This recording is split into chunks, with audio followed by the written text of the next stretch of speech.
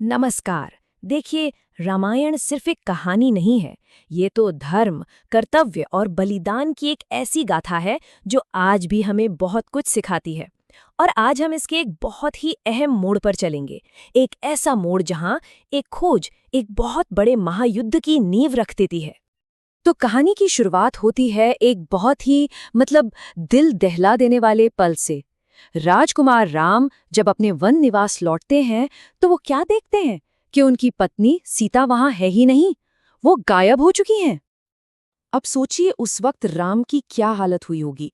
उस दर्द और पीड़ा में वो और उनके भाई लक्ष्मण जंगल का कोना कोना छान मारते हैं। हर पेड़ से, हर नदी से, हर जानवर से बस एक ही सवाल पूछते हैं, क्या किसी ने सीता को देखा है? ये जो शुरुआती दौर था ना खोज का, इसमें बस कंफ्यूजन था, लाचारी थी। यहाँ पर कहानी का इमोशनल दाव एकदम सेट हो जाता है। हमें राम की उस तकलीफ का, उस पीड़ा का पूरा पूरा एहसास होता है। और फिर इसी बेचैनी भरी खोज के बीच वो एक मरणासन्न प्राणी के पास पहुंचते हैं। ये कोई और नहीं बल्कि महान गिद्ध राजा जटायु थे। और ऐसा लग रहा था मानो मानो उन्होंने अपनी अंतिम सांसें सिर्फ इसलिए रोक रखी थी ताकि वो राम को एक बहुत जरूरी संदेश दे सकें। अपनी आखिरी सांसों में जटायु 3 सबसे जरूरी बातें बताते हैं। पहली, कि अपहरण करने वाला लंका का राजा रावण है। दूसरी, कि वो सीता को जबरदस्ती आकाश मार्ग से ले गया। और तीसरी, कि उसे रोकने की कोशिश में वो खुद रावण की तलवार से बुरी तरह घायल हो गए। बस ये जानकारी मिलते ही राम का दुख एक फौलादी इरादे में बदल जाता है। जटायु के इन शब्दों ने राम के दुख को, कह सकते हैं, प्रतिशोध की आग में बदल दिया। अब ये सिर्फ एक पति की अपनी पत्नी के लिए खोज नहीं थी। नहीं, ये धर्म की स्थापना के लिए एक महायुद्ध की शुरुआत थी। और यहाँ एक बहुत ही गहरी बात है। राम गिद्ध जटायु का अंतिम संस्कार एक पिता की तरह करते हैं। ये दिखाता है कि राम के लिए परिवार का मतलब सिर्फ खून का रिश्ता नहीं था। उनके लिए परिवार धर्म और बलिदान के रिश्ते से बनता था। तो एक तरफ राम जंगल में भटक रहे हैं और दूसरी तरफ कहानी का रुख जाता है सीता की ओर। कहाँ? लंका में। उन्हें एक बहुत ही खूबसूरत बगीचे अशोक वाटिका में रखा गया है। पर यह खूबसूरती एक सोने के पिंजरे जैसी है, जहाँ सीता ने अन्न जल सब त्याग दिया है। चारों तरफ दौलत है, पहरेदार हैं, लेकिन सीता का जो आत्मबल है वो जरा भी नहीं टूटता। और फिर वो घड़ी आती है जब उनका अपहरण करने वाला वो शक्तिशाली राजा रावण खुद उनसे मिलने आता है। अब रावण क्या करता है? वो सीता को मनाने की कोशिश करता है। कैसे? दौलत और ताकत का लालच देकर।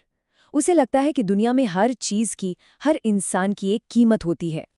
और यहीं पर हमें कहानी का असली टकराव देखने को मिलता है। ये सिर्फ 2 लोगों का नहीं, 2 विचारधाराओं का टकराव है। एक तरफ है रावण, जिसे लगता है कि दौलत और ताकत से सब कुछ खरीदा जा सकता है, और दूसरी तरफ है सीता, जिनकी असली ताकत उनका धर्म, उनका आत्मसम्मान और उनका विश्वास है। लेकिन सीता क्या करती हैं? वो रावण के हर प्रस्ताव को सीधे सीधे ठुकरा देती हैं। और वो एक बहुत ही शक्तिशाली काम करती हैं।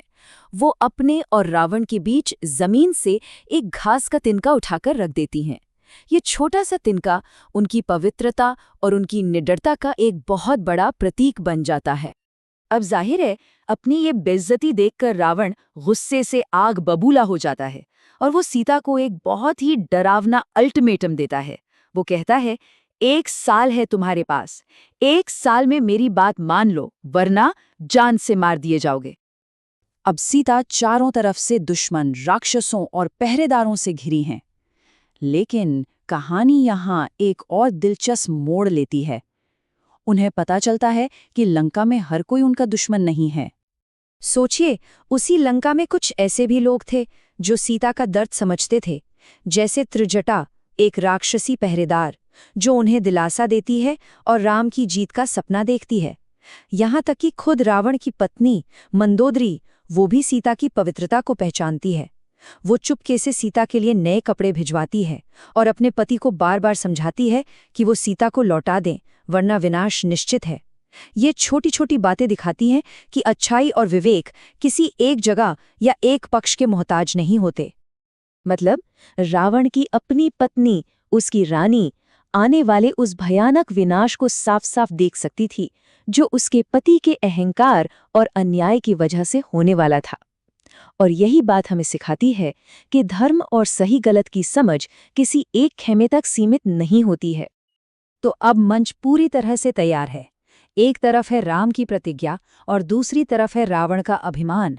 राम और सीता दोनों की यात्राएं अब एक ऐसे मोड़ पर आ चुकी हैं जहां टकराव होना तय है, और इस टकराव पर कई राज्यों का भविष्य टिका हुआ है। और ये पूरी कहानी हमें एक बहुत ही गहरे सवाल के साथ छोड़ जाती है कि असली ताकत क्या है।